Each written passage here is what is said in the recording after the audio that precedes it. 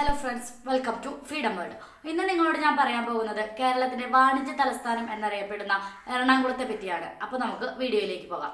എറണാകുളം ജില്ലയിലെ കൊച്ചി നഗരത്തിന്റെ കിഴക്കൻ ഭാഗമാണ് പ്രധാനമായും എറണാകുളം എന്നറിയപ്പെടുന്നത്. ഇത് മധ്യ കേരളത്തിലെ ഒരു മുനിസിപ്പാലിറ്റി ആയിരുന്നു. പിന്നീട് ഫോർട്ട് കൊച്ചി, മട്ടാഞ്ചേരി എന്നീ മുനിസിപ്പാലിറ്റികളോട് യോജിപ്പിച്ചാണ് കൊച്ചി കോർപ്പറേഷൻ രൂപവൽക്കരിച്ചത്. കേരളത്തിന്റെ വാണിജ്യ തലസ്ഥാനമാണ് എറണാകുളം. കേരള ഹൈക്കോടതി ഇവിടെയാണ് സ്ഥിതി ചെയ്യുന്നത്. എറണാകുളം നിയമസഭാ മണ്ഡലം എറണാകുളം ലോക്സഭാ മണ്ഡലത്തിൽ ഉൾപ്പെട്ടിരിക്കുന്നു. ഋഷിനാഗക്കുളം ലോപിച്ചാണ് എറണാകുളമായി മാറിയതെന്നും മറിച്ച് എറണാകുളത്തപ്പൻ ക്ഷേത്രം എന്നതിൽ നിന്ന് എറണാകുളം എന്ന വാക്കുണ്ടായതെന്നും നിറയെ വെള്ളക്കെട്ടുകളായിരുന്നതിനാൽ നൈനാൻകുളം എന്ന വാക്കിൽ നിന്നുമാണെന്നുമൊക്കെ പേരിന്റെ ഉൽപ്പത്തിയെക്കുറിച്ച് വ്യത്യസ്തങ്ങളായ അഭിപ്രായങ്ങളുണ്ട്. സംസ്ഥാനത്തിന് മധ്യഭാഗത്തായി സ്ഥിതി ചെയ്യുന്ന ഇത് ഏകദേശം 2924 ചതുരശ്ര കിലോമീറ്റർ വിസ്തൃതിയിൽ വ്യാപിച്ചു കിടക്കുന്നു. പുരാതന പള്ളികൾ, ഹൈന്ദവ ക്ഷേത്രങ്ങൾ, സിനഗോഗുകൾ, മോസ്കുകൾ എന്നിവയ്ക്ക് പേരുകേട്ട കേരളത്തിന്റെ വാണിജ്യ തലസ്ഥാനം എന്നറിയപ്പെടുന്ന കൊച്ചി ഈ ജില്ലയിൽ ഉൾപ്പെടുന്നു. ജില്ലയിൽ സംസ്ഥാനത്തെ ഏറ്റവും വലിയ മെട്രോപൊളിറ്റൻ പ്രദേശം ഉൾപ്പെടുന്നു. സംസ്ഥാനത്ത് ഏറ്റവും കൂടുതൽ വരുമാനവും ഏറ്റവും കൂടുതൽ വ്യവസായങ്ങളുള്ള ജില്ലയും എറണാകുളം ജില്ലയാണ്. മലപ്പുറവും തിരുവനന്തപുരവും കഴിഞ്ഞാൽ കേരളത്തിൽ ഏറ്റവും കൂടുതൽ ജനസംഖ്യയുള്ള മൂന്നാമത്തെ ജില്ലയാണ് എറണാകുളം. കേരളത്തിൽ ഏറ്റവും കൂടുതൽ അന്തർദേശീയ ആഭ്യന്തര വിനോദസഞ്ചാരികൾ എത്തുന്നതും ഈ ജില്ലയിലാണ്.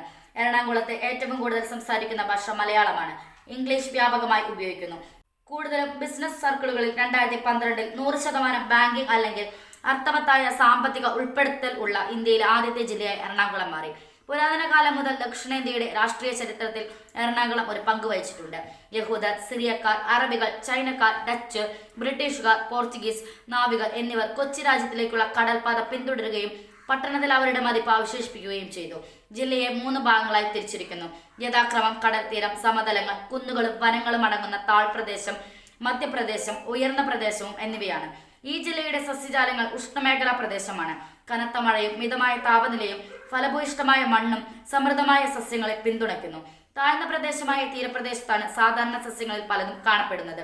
തെങ്ങ്, നെല്ല്, മരച്ചീനി, കുരുമുളക്, പൈനാപ്പിൾ, പയറുവർഗ്ഗങ്ങൾ എന്നിവ മധ്യപ്രദേശത്തെ ഉൾക്കൊള്ളുന്നു. ഉയർന്ന പ്രദേശത്തിന്റെ താഴ്ന്ന ചെരുവുകളിലും തേക്കും റബ്ബറുമുണ്ട്. കൊച്ചിയുടെ മധ്യഭാഗത്താണ് മംഗളവനം പക്ഷി സങ്കേതം സ്ഥിതി ചെയ്യുന്നത്. മംഗളവനത്തെ കൊച്ചിയുടെ പച്ച ശ്വാസകോശം എന്ന് വിളിക്കുന്നു. എറണാകുളത്തിന്റെ കിഴക്കൻ പ്രദേശം പ്രധാനമായും കാർഷിക മേഖലയാണ്. ജില്ലയിൽ ഏറ്റവും അധികം കൃഷി ചെയ്യുന്ന തോട്ടവിള റബ്ബറാണ്. 2018 സ്ഥിതിവിവര കണക്കനുസരിച്ച് എറണാകുളത്ത് 34,27,659 ജനസംഖ്യയുണ്ട്. ഇവിടുത്തെ സാക്ഷരതാ നിരക്ക് 95.89%.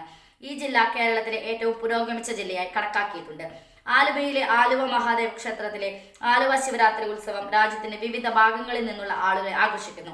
13 നഗരസഭകളാണ് ഈ ജില്ലയിലുള്ളത്. 100% സാക്ഷരത കൈവരിച്ച ഇന്ത്യയിലെ ആദ്യ ജില്ലയാണ് എറണാകുളം. ഈ വീഡിയോ നിങ്ങൾക്ക് ഇഷ്ടമായെങ്കിൽ ലൈക്ക് ചെയ്യുക. അതുപോലെ നിങ്ങളുടെ അഭിപ്രായങ്ങളും നിർദ്ദേശങ്ങളും കമന്റ് ബോക്സിൽ ടൈപ്പ് ചെയ്യുക. Thanks for watching.